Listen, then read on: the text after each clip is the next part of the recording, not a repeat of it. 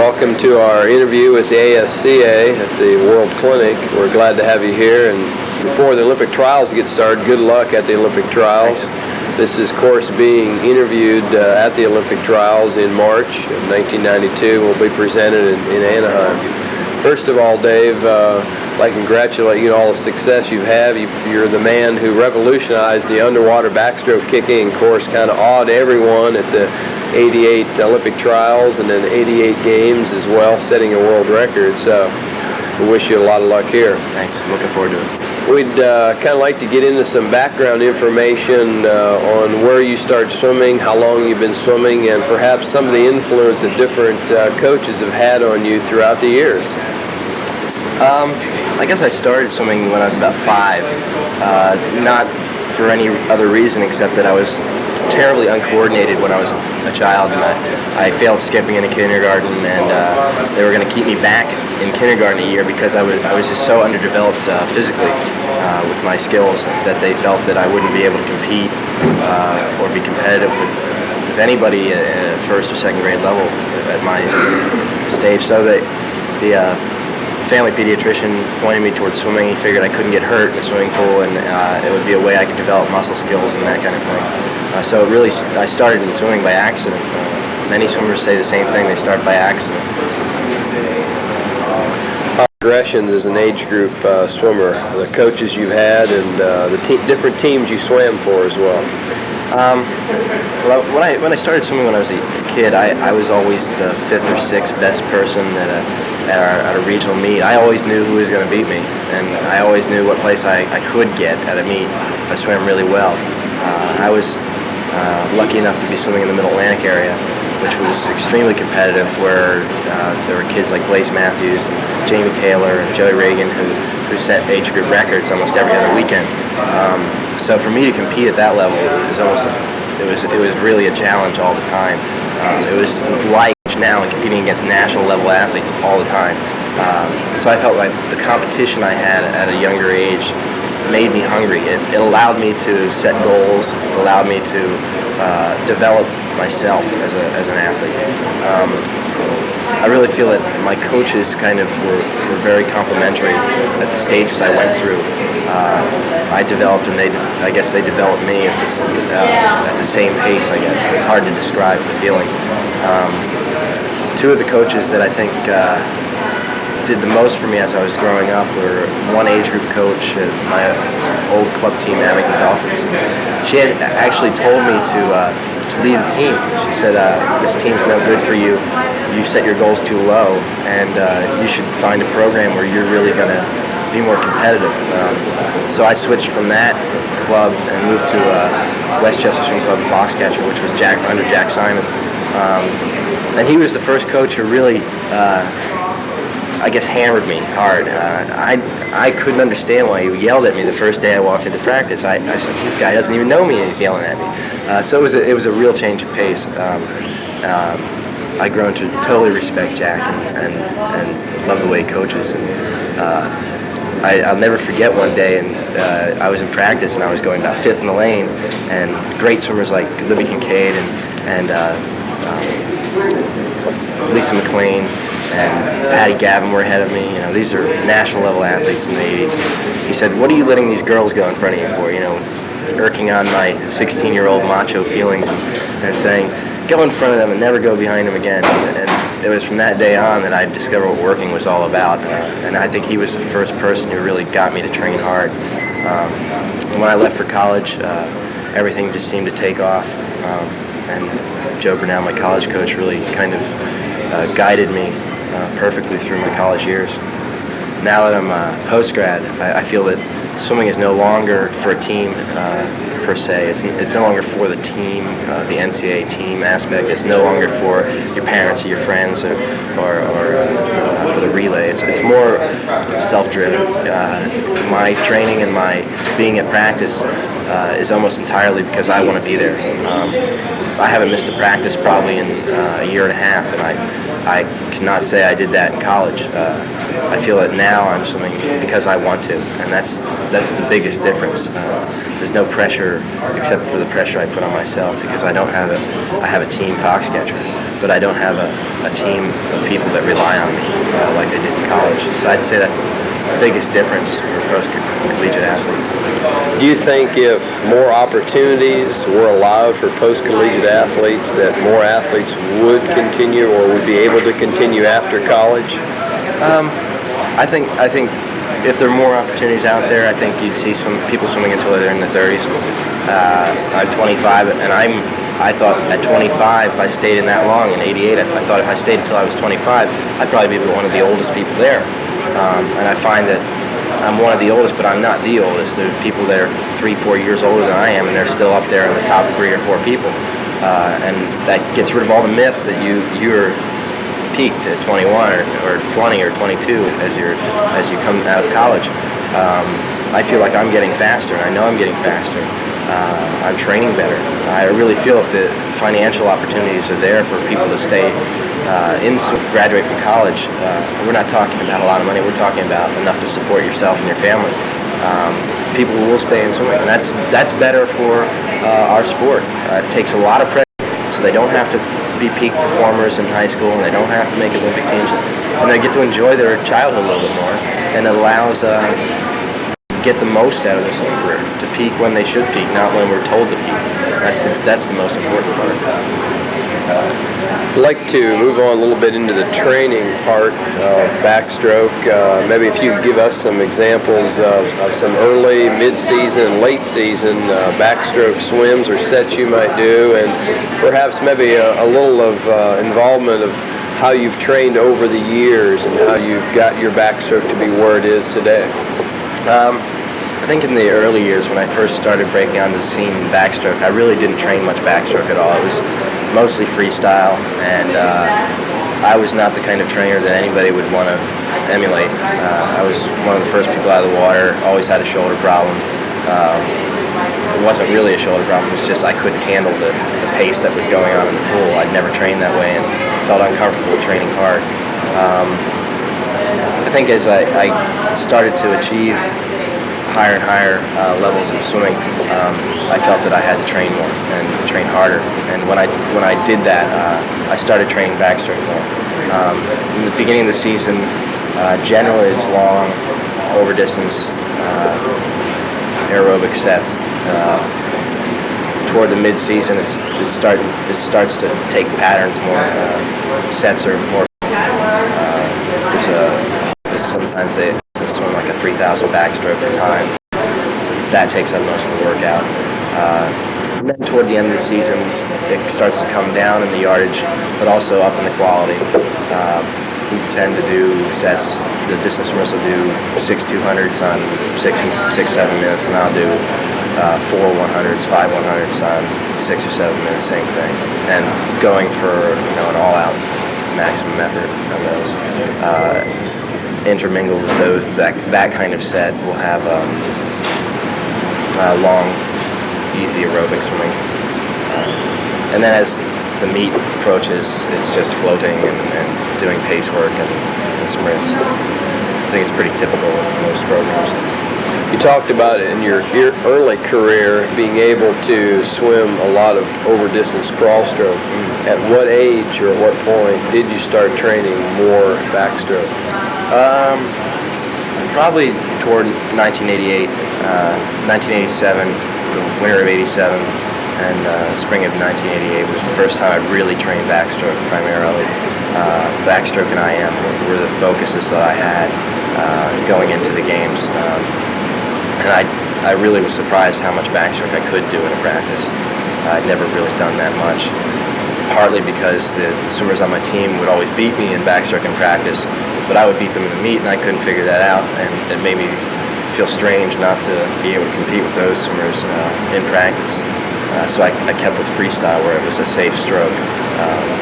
But as I got more mature and started to train on my own, I was comfortable swimming backstroke in practice because I didn't have to race anybody. I could just think about my technique. I could think about what I needed to do and not worry about those other factors and other people training. Well, speaking of technique of the stroke, if you had to perhaps sum up in just a short verse, what are the most important things for you to think about as you're swimming as a technical part of your race? When the gun goes off, everything seems to be automatic. If you haven't rehearsed it in your head, you're not going to respond in the pool, in my opinion. But things I try and make sure I'm doing is getting full extension with my catch and pull. Make sure I'm getting the most out of every stroke.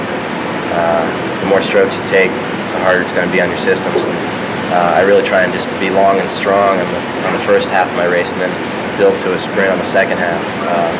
And I really concentrate on getting the most out of my stroke and nailing my turns, my start. And that seems to be it for me. Is there any particular drills that you do that over the years, particularly perhaps maybe as a club swimmer or collegiate swimmer, that helped you develop your style of backstroke? Hypoxic sets probably for the underwater kick were the most applicable sets. I would do 50s with fins underwater on 45 seconds, 25s on 3 on 25, 3 on 20, 3 on 15. Just getting enough so I can get a couple breaths of air and go again. Get my legs and my head and my lungs used to not having the oxygen you do when you're doing an aerobic swim. Shutting off the oxygen and getting used to that feeling, I think, is the most important for doing it in a race situation. I wear fins to get used to going at a high speed, get used to the speed of going through the water and using your legs to that extreme. I think is important as well. If you're just going to float kick through the water on your back underwater, you can probably go 75 and not even hurt if you're trained right. But if you really work your legs, then I think you get more out of the hypoxic work. You really start to feel the burn, get used to that. David, in '88, when you set the world record, of course you were allowed at that time to go underwater quite a distance, and it was around the 35-meter mark you did come up.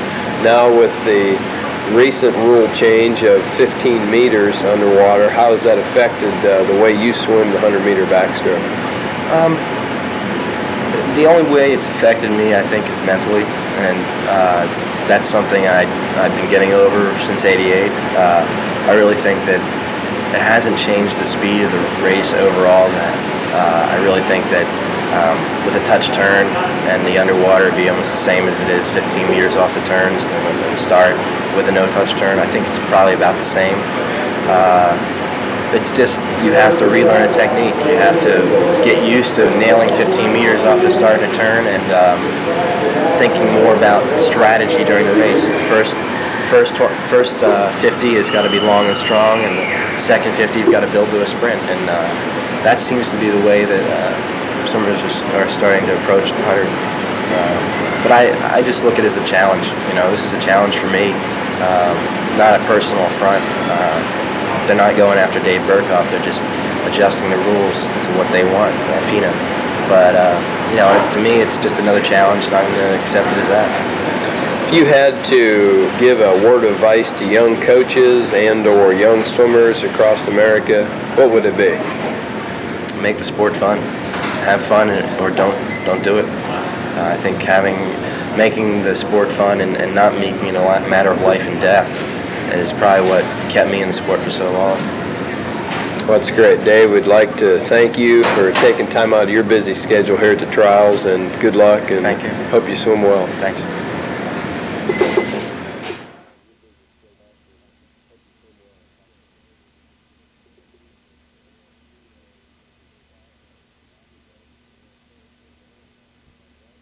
CA talk on backstroke at the World Clinic here in Anaheim. Welcome to the Olympic trials, and before we get started, good luck.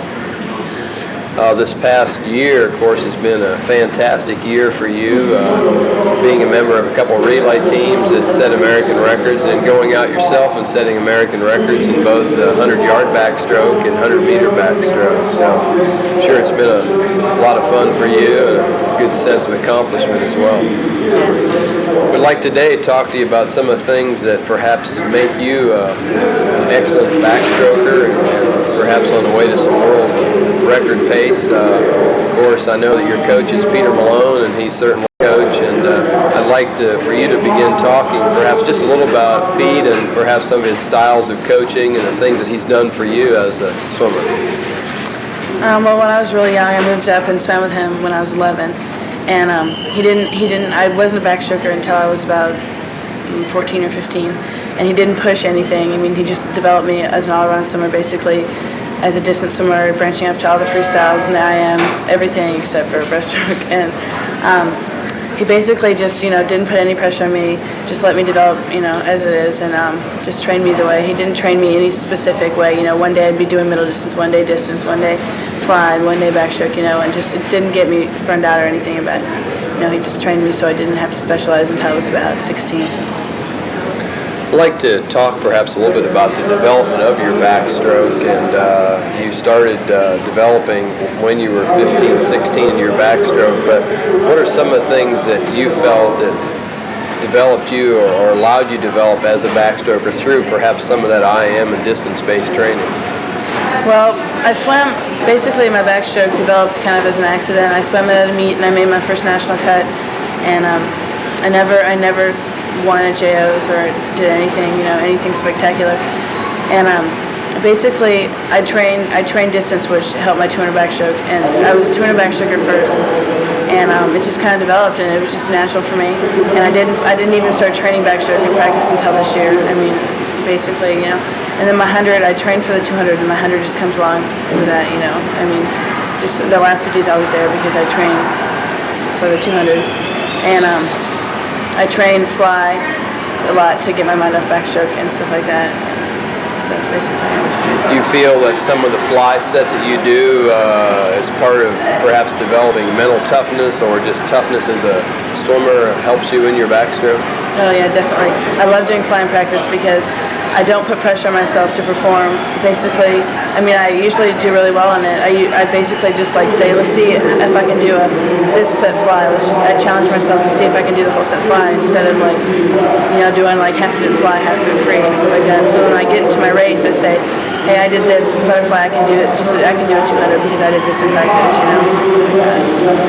If you had to tell us a few of the distance sets that you did, perhaps as a 14, 15-year-old, to build up to your development as a backstroker, what would some of those be, both early, mid-season, and late season?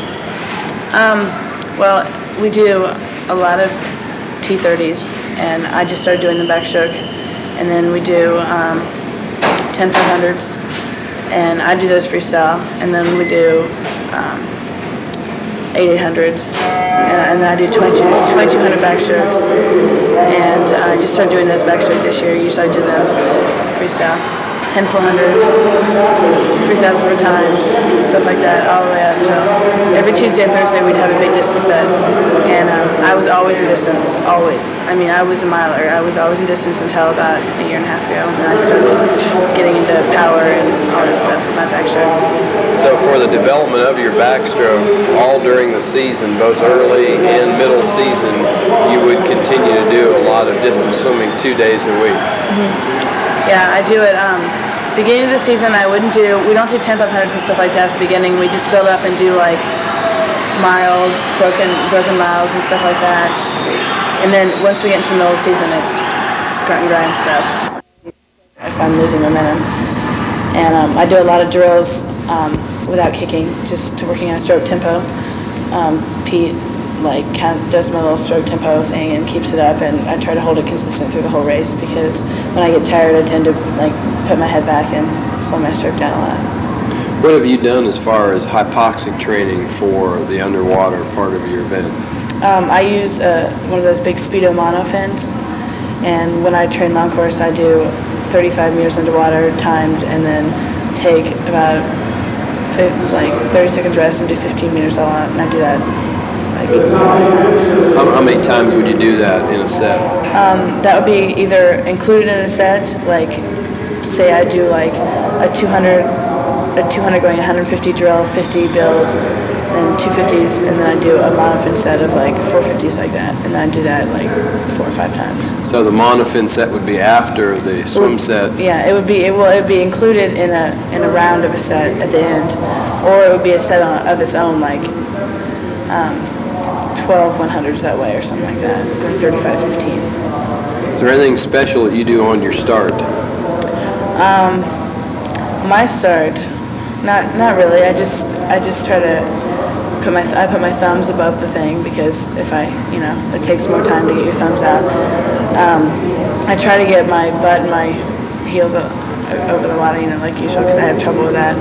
And then if I get too deep, then I come up right away, because I don't want to spend too much time underwater, because I'm a better swimmer than I am underwater. So if I try to use my strength, which is the swimming part of the race. As far as any of the drills that you do, you talked about your one-arm drill, but you do any drills as part of a set, part of a swimming? My basic drill would be, I do say a 400 going, 8 kicks off the wall, come up and transition 3 cycles, and then go into 8 right, 8 left, and then swim through the turn and do that. That's what I do my drills on. If you had to pick out, Janie, 2 sets that you have done over the years that might be the most fun set you've ever done, and also the toughest set you've ever done, could you give us an example of those sets? Let me see. Well, one set that sticks in my mind is a set of 10-500s we did, and I don't like doing 10-500s very much, but it's fun when you get into it and you're doing real good. And I was having the best set of my life, and I don't know, I was doing them on the 530 short course, and I'm holding 510s down to 505s, 504s, and all of them, and that was really fun, because it wasn't hard. I mean, it was just get in there and kick some butt, And then, I don't know, a backstroke set I did was a 2200 set backstroke, and I did in descending sets of 5 on descending intervals, and I got down to, what interval was I on? I think I did them on 210, the last 5, and I was holding 6 and 7, so that was really fun. Well, Janie, thanks a lot for being here with us today. It's been a great pleasure to talk with you, and good luck in the Olympic trials. Thanks.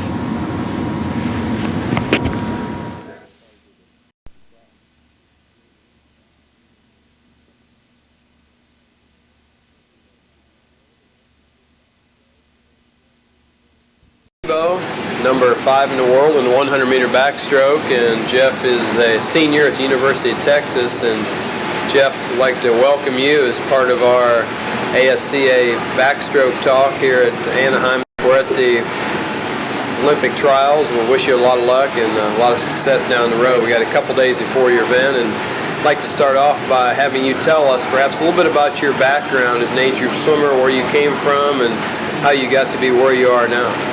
Well, I originally came from the Woodlands age group swim team, and they were well known as a swimming powerhouse or age group powerhouse. And I went in there my freshman year and concentrated more on the distance events, because I was a smaller person. I still am, but I was concentrated to the mile and the 500 freestyle. And there I got a really good distance background. Swam a lot of yardage, went doubles, was in the distance lane, pounded the yardage, and got a good base. Basically, like I said, the 500 free, 400 IM, or 200 fly were the events that I pretty much concentrated on. Jeff, maybe you could tell us a little bit of the difference that you have had over the years between the coaching of John Vogel and Eddie Reese. I know certainly 2 different styles of coaching between the 2, and maybe a little different philosophy. Maybe you could tell us about that. Well, yeah, there's a difference in the coaching. For one, John Vogel concentrated more on the yardage. He wanted to get in the yardage, get a good background, good base. Eddie was more concentrated on as far as quality. We did more quality swimming, a lot more sprints, fast things. Workout swims in which we do basically short races on a long interval. For instance, we do 100s all out, maybe 6 of them on 8 minutes. That was Eddie Reese. And we'd work more on the end of our swimming, what it'd feel like to be tired at the end of your race, so that you could come home and actually experience it right now. Whereas John would make us swim maybe 10 1000s or 2200s fly. Well, that was a while ago when I was a distance guy, but as far as that, the workouts are probably in the 8 to 9,000 yard range on the average, whereas for Eddie, a good workout would be 6 to 7 tops.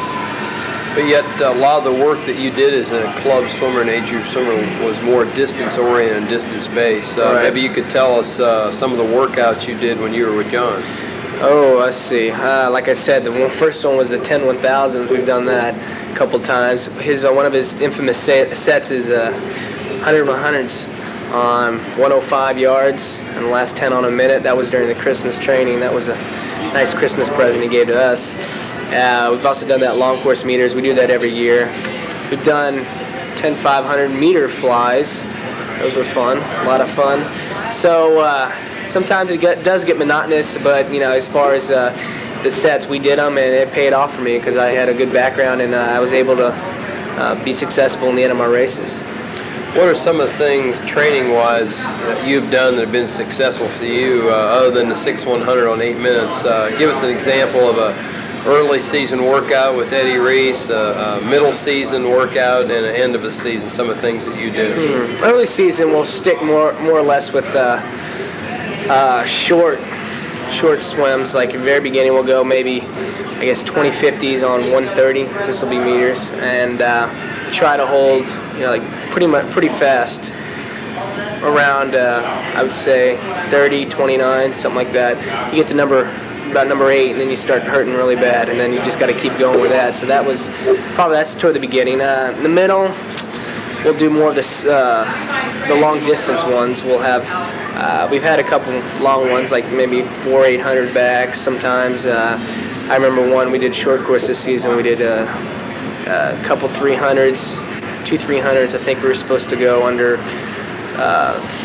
3 minutes, and then we do 100 easy, and then we go 2 more 300s under 2:55, and then 100 easy. And they're on a decent interval, but as far as that, it got really tough. And toward the end, it's more sprint. 6 100s, 8 100s on a long interval, but for fast time, as fast as you can go. Well, you mentioned earlier you did a lot of distance bases, an age-group swimmer. When did you really start to specify on your backstroke? I would say probably after the 88 Olympics. Well, no, not before the 88 Olympics. During NCAAs, I think I saw Berkoff swim a dolphin kick, and we experimented with that a little bit, and it worked out pretty well. And as far as my IM, my backstroke happened to be one of my stronger strokes in the IM, so we decided to focus on that, and it proved out to be the one that has gotten me here today. I know as we talked earlier, you talked about being a kicker. Maybe you could describe what that means and how you had to carry that over once the rule changed to 15 meters underwater, what you had to do differently. Yeah, well, in high school, as far as you can go as far as you wanted. Well, back in 88, you can go as far as you wanted. So John Vogel and I, we worked on breath control, strengthening our legs, and basically my backstroke was good, but it wasn't good enough, and we just minimized swimming on top of the water and swam underwater as fast as we could, and it proved successful. It boosted me into college. I had a decent time for then, slow now, but I was good back then. Got in college and got a wide awakening when I found out everyone else, you have to swim on top of the water, and when I popped up to swim, everyone swam right past me. So I had to adjust my workouts in that sense, and then I had to develop a good backstroke. I had to make sure that my legs were going to get stronger, and yet I needed to be able to compete with the other guys. So as far as being a kicker, I could kick. It's just a matter of changing my routine to kicking and swimming. And as far as that, I've pretty much changed it so that I'm actually, I think, almost a better swimmer on top of the water than I am kicking now. And with the 15 meters, and at first I was kind of hostile toward it because I didn't think that it was very, very good. It was going to take away from the sport. But as far as now, I think there are a lot of other kickers that are probably better than me now, and I guess it works out for the best. What are some of the things that you had to do swimming-wise to make that adjustment when you had to start swimming more? Just more backstroke sets. As far as instead of kicking all the time, some more backstroke, warm up, more backstroke. Just in general, focusing on just swimming more on top of the water, longer distance. That sometimes helped, and also sprinting too. I'd like you to talk a little bit about some of the technique things that you do, perhaps some of the drills that you feel that help you make an adjustment from kicking to swimming within your workouts and in preparation for a championship meet as well. Well, we like to start out to make sure that our strokes are really good, and so therefore we'll focus on doing one-arm drills, more or less. We'd swim down one length with the left arm, the other length right arm, then sometimes both arms, and then just maybe kicking arms at your side. Make sure you have a good technique. Some other ones we've done during the year that have really I just like, but it's good for you, is that Zed tells us it's good for us. All that backstrokers hate this set. It's backstroke spin drill. What you do is you just kind of sit up and you spin your arms as fast as you can and get them over so you can get the turnover going. And you can go about 15, 20 yards and you get really, really tired if you do it right. And I remember one year, or not one year, I remember this past year, Ed had us do 150s, like 6 150s spin drill. So basically, I just made sure I had the spin going, but I made sure I kicked really kind of far to minimize that spin drill up there. Just because if you do it properly, I don't think you should be able to go more than a 50 meters, because it takes so much out of you. And that's probably the best stroke drill we've done as far as strengthening your arms, making sure your technique's right. As far as technique, though, you really don't need to make sure you put your arms in right. You just need to get them out. So the swimmers that have problem getting the turnover, that's probably one of the best drills you can do for it. Do you think that drill really helps you get your hands through the stroke and push your hands through the stroke on the back? No, it's not meant to put your hands through the stroke. It's meant just to get your arms out of the water. Probably through the stroke is just 3, 2, 1, 3 left, 2 right, 1 left, and just keep that thing going, keep that pattern going for a 50 or so, or actually more than a 50, maybe a 200, just 3, 2, 1 backstroke. We kick a lot with our arms at the side, flipping our hands down instead of over our heads, just because you don't want to start out with your hands behind your head, as so many people do. When they enter the water, they enter back here, and you kind of waste that space because you push your water to the side. If you can just kick your hands to the side, you can work on strengthening your wrist and rolling your shoulders just a little bit. If you had to say a couple words just to young coaches or swimmers out there, advice on backstroke swimming, what might it be? I'd say work on the dolphin kick, because and when you swim yards, it's really advantageous. And as far as meters, as you can see, Martin Zabero has really capitalized on swimming underwater and holding his breath, especially in the 200 with his last 50. He's kicking all the way to the 15-meter mark, and he has a world record. So it works that way. And also make sure you work on your turnover, get it out of the water, because you make sure you don't want to go out too slow when you swim a race. You want to make sure you're out there. It's better to go out too fast than too slow, because once you get out behind, it's really hard to catch up. So if you work on trying to get your arms going and working on the pull through, it should turn out for the best. Well, Jeff, thanks for giving us your time, the Olympic Trials. We appreciate it being a part of our little project here. Thanks a lot. Thanks.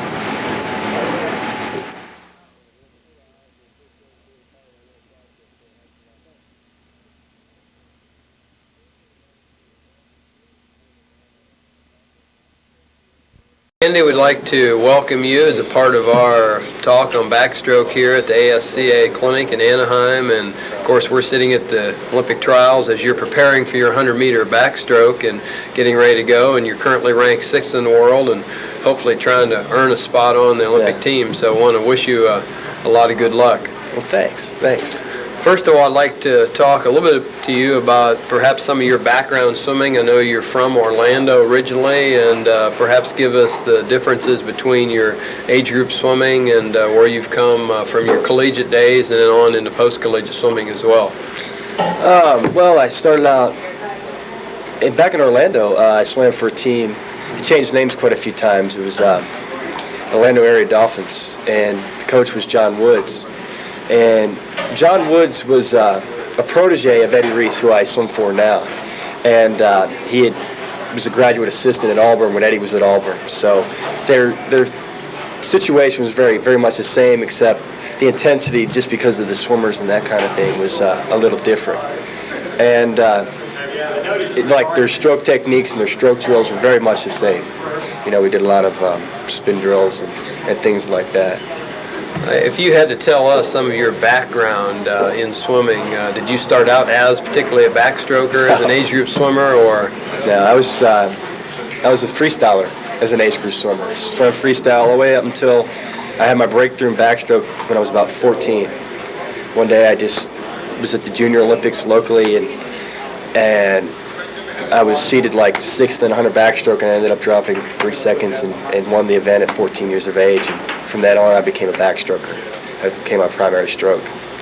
At that age of 14, did you concentrate on backstroke, or did you do a lot of other types of training? Well, actually, when I was younger, we did just about everything. I swam all the strokes, even breaststroke, which I was never able to get a good handle on. You know, I could swim maybe a 50th of a yards in the IM, but all the coaches throughout my career have always believed in swimming all different lengths and strokes and that kind of thing to get a good base. So your basic training was the freestyles and IMs, and you did a lot of different and varied types of training within the particular strokes. Mm-hmm. Yeah.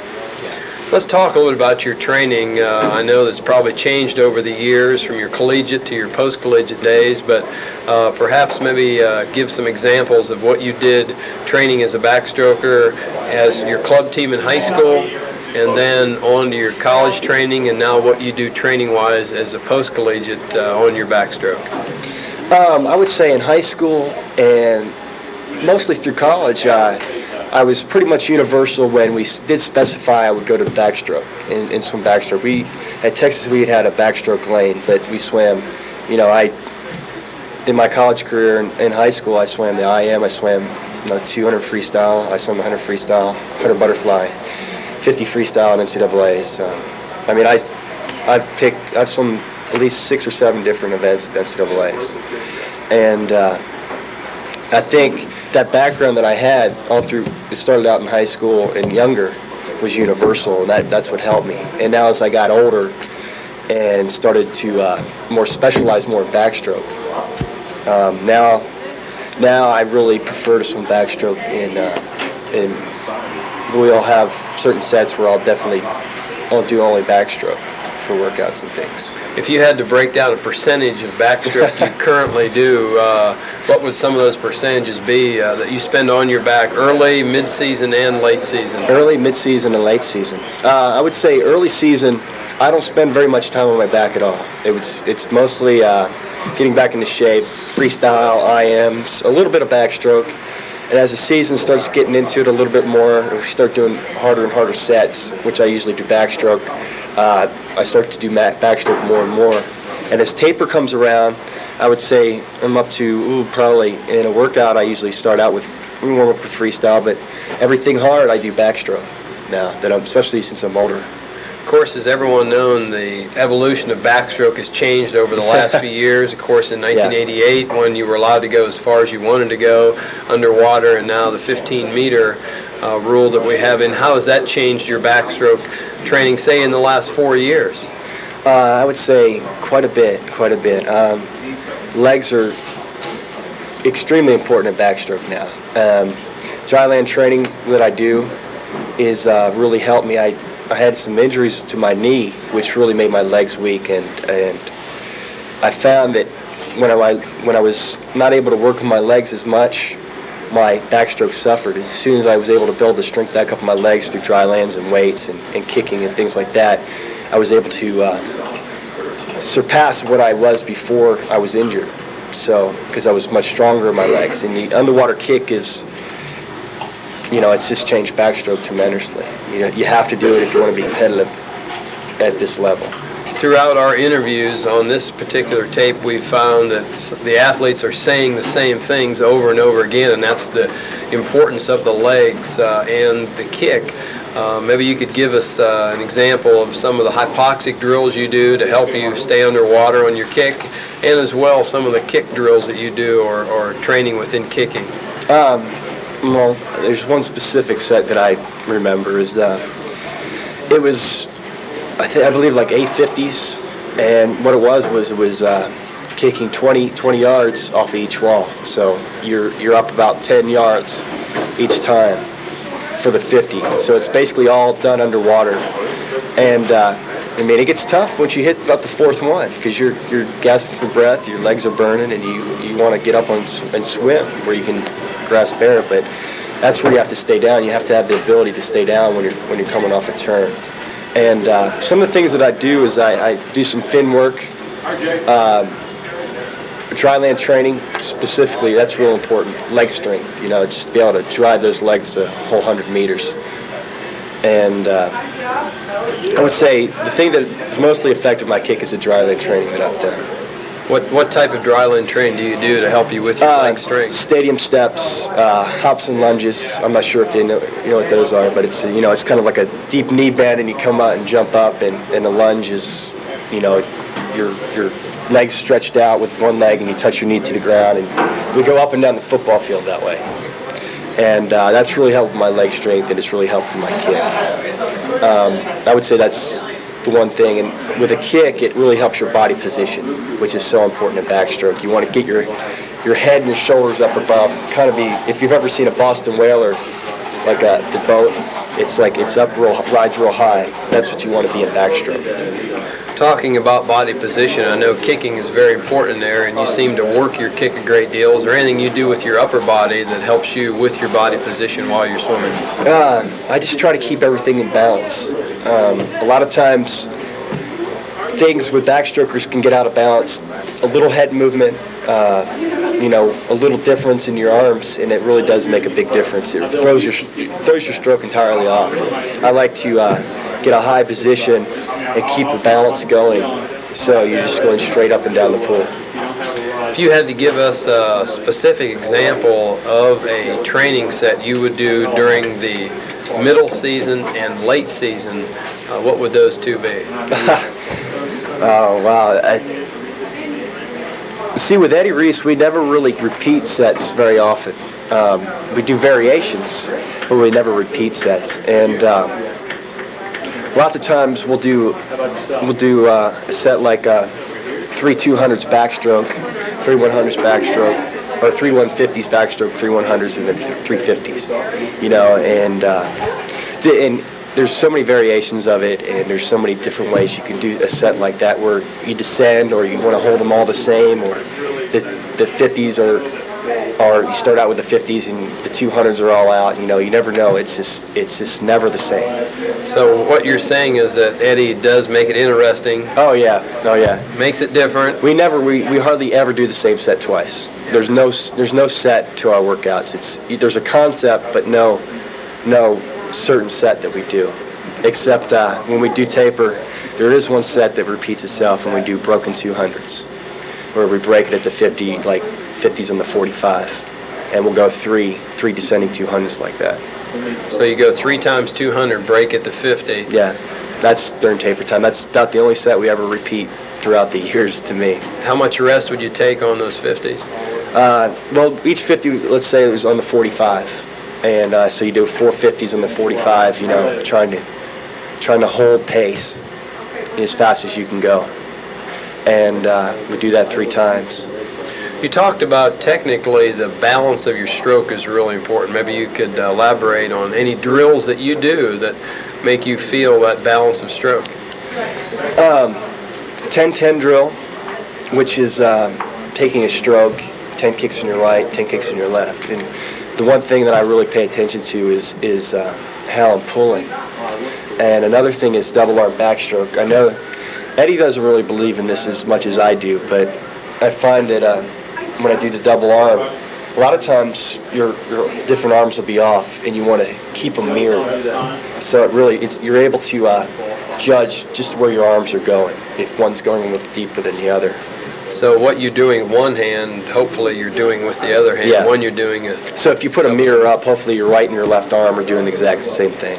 I know backstrokers over the years have done, speaking of mirrors, drills within the mirrors. You ever done anything like that, looking in the mirror, swimming any backstroke? I've never done anything like that. If you had to sum up in a few words the success that you've had as a backstroker in your career, how would you do that? Success as a backstroker in my career, I would say I was lucky. I don't know.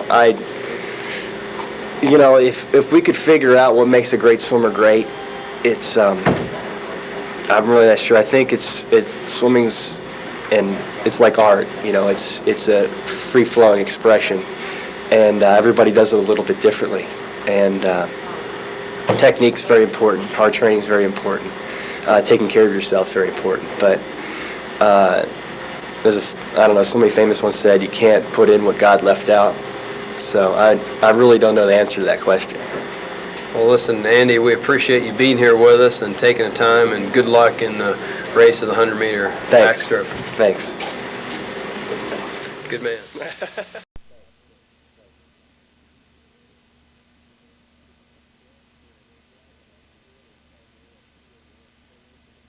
Bryce, we're glad to have you here as part of the ASCA World Clinic and a talk on backstroke to you on a remarkable swim last night, 158 plus and breaking the American record. I'm sure that has to feel pretty good. How did it feel during the race? It felt all right. I felt better at times, but I think it was just going to make the team, and I'm glad that I'm on the team now and I can focus on going after the goal. Yeah, how did it feel breaking the American record last night? Pretty good. I mean, it was 5 years of work, came down to now, and it finally paid off a little bit. Well, I'm sure it was a lot of fun for you and your coach as well, Chris Martin. I know he's real excited about the opportunity to coach you over the last several years, and it's probably been fun for both of you. Yeah. Well, we'd like to focus in on backstroke, and I guess before we talk about some of the training you do and technique, kind of focus in on maybe some of your background. You're 19 years old, you've been at Petty for 5 years, but maybe you could let us know some of the difference of the club swimming that you've had and on to Petty from there. Well, club swimming's a lot different than Petty, because in club, I mean, you're having a lot more, it's more swimming not for competition, but swimming just to swim is what I felt like. And once I got to Petty, it was the first day I got there, it's totally different. Chris is a lot more focused than any other coach I've ever had. He's focused on making people swim fast and working hard at it. And even if you don't swim fast, you know you've done the work and you've got more years to help it pay off. I know that over the past few years we've talked and you've gained 40 pounds of weight in the last 4 years. Do you think that's helped you with your backstroke? It's helped me a lot. I guess 4 years ago I weighed 138 or 137 in Los Angeles at the Nationals.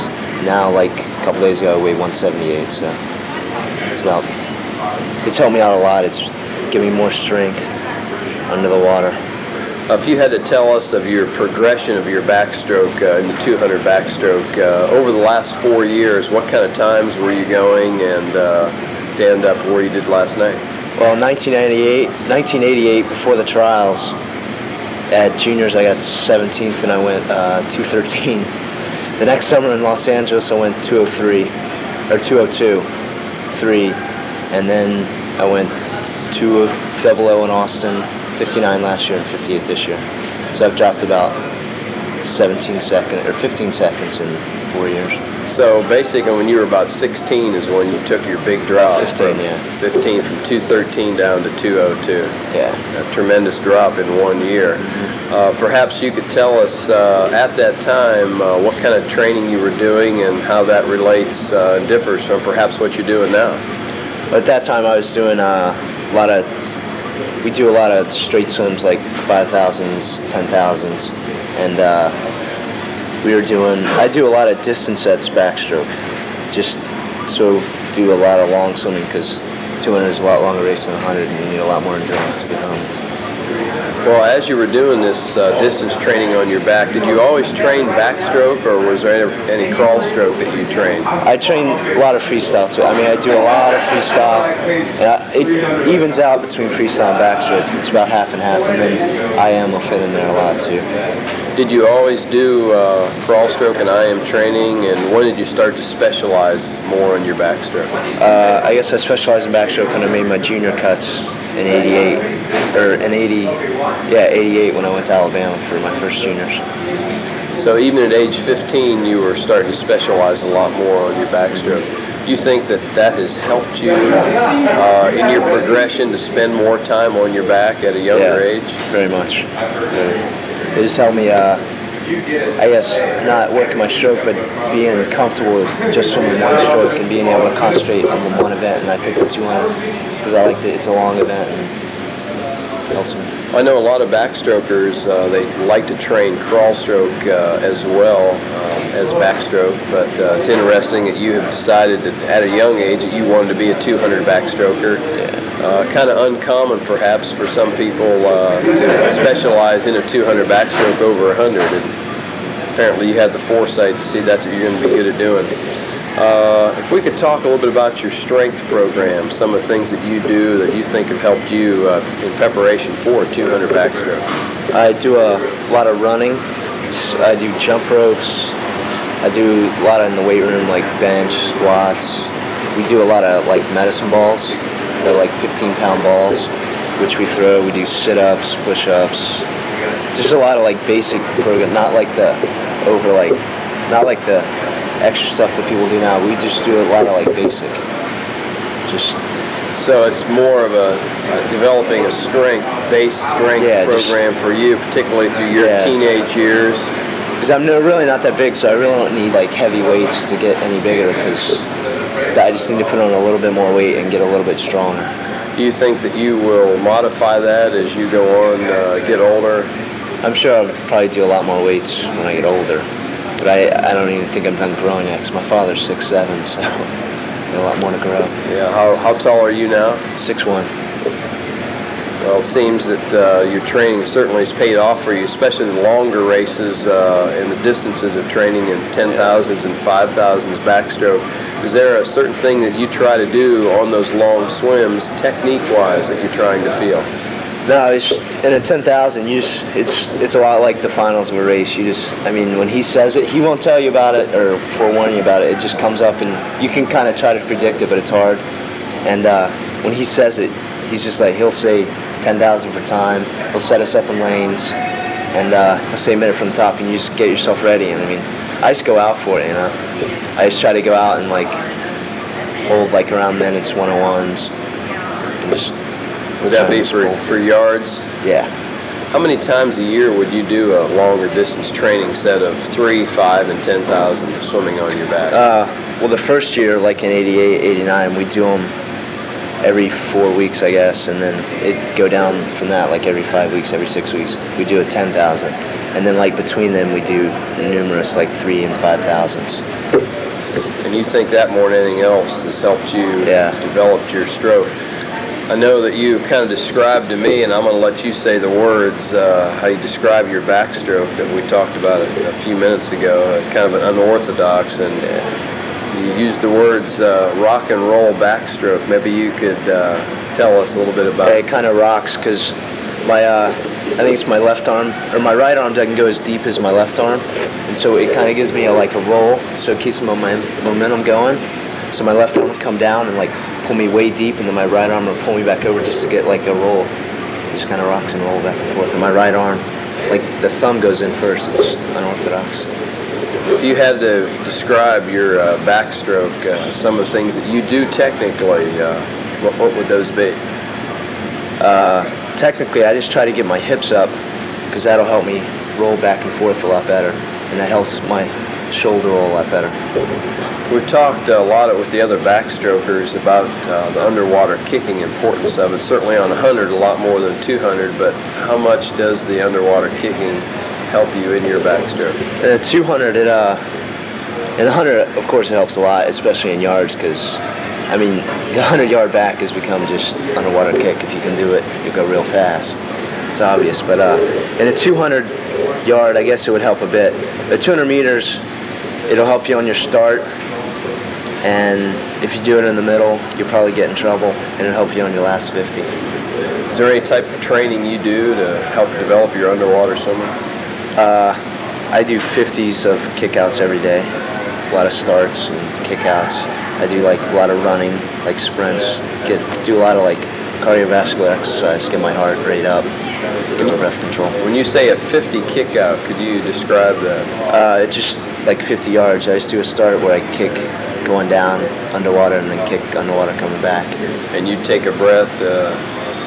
Going into 25. Going into the turn. Yeah. If you had to give us some examples of a early season, middle season, and as in your taper part of your program on backstroke, what would an example of some of those workouts be? And we start off with like a basic set. We never do like early season. We never do a warm-up swim, like a 600 swim, whatever. We just get in and start with a set, and then you go on to like either do a stroke specialty set or we'll do like a 400 IM set where you do like maybe 8 400 IMs or something with like stuff in between them, like a 50s drill or something in between them. And then like middle season, if it's during the week or so, we may do a 10,000 or 5,000. A lot of like, I'll start doing a lot of freestyle during there, just to get my breath control, be able to swim that fast. And late season, like during taper, I mean, I'll start swimming around, but I'll keep my heart rate up like every day, like just doing like hundreds or something, just to keep my heart rate up. If you were trying to get some speed on your back, you know, specific towards the 50s that you want to split within a race, what would be an example of a workout you'd do to try to do that? Speed comes with taper. My speed I really don't work. I just work on endurance during the season. Speed it comes with taper. Do you do any kind of 50s or 100s at all fast to try to? I guess, I mean, I've gone like where we've gone hundreds. I've held like 52s for hundreds, I guess. I guess that would be like endurance work still. But if you had to describe perhaps your hardest workout within this past year, what would that be? Probably within the last 4 years. Yeah, he had us put on shoes one day, and we did a 3-hour swim with shoes, and I went like 14,000 in that 3 hours. That was probably the hardest workout. I'd say that Chris has certainly got you guys swimming a great deal of yardage. How do you make that fun, or is that not one of your concerns? It's part of like just kind of an attitude that's created from doing hard work. When I was at school there, I mean, you're at a boarding school and you're together, you see these guys every day. It's kind of just being together with the team every day and working hard and knowing that they want to work hard. No matter how fast you are, how good you are, it just doesn't matter in the pool because you get in there and you do what you have to do and people respect that. And that just makes it worth the while. To be able to come back and do something like this, to just show them. Because, I mean, I couldn't have gotten here without, like, Petty and, like, how the team just helped each other. Anything else you'd like to add to anything that we've talked about on the success that you've had this past year? It couldn't have been done without, like, the Petty team and the way that they just helped each other. I mean, it wasn't really like every day, like, oh, good job, stuff like that. It was like working hard and how everybody, it wasn't just one person in the pool going fast, it was everybody working as hard as they could every day for 4 years. Well, Chris Martin has certainly developed that work ethic within you guys, within your team, and thank you for taking the time to be with us today. And again, congratulations, and let's bring home the gold. All right.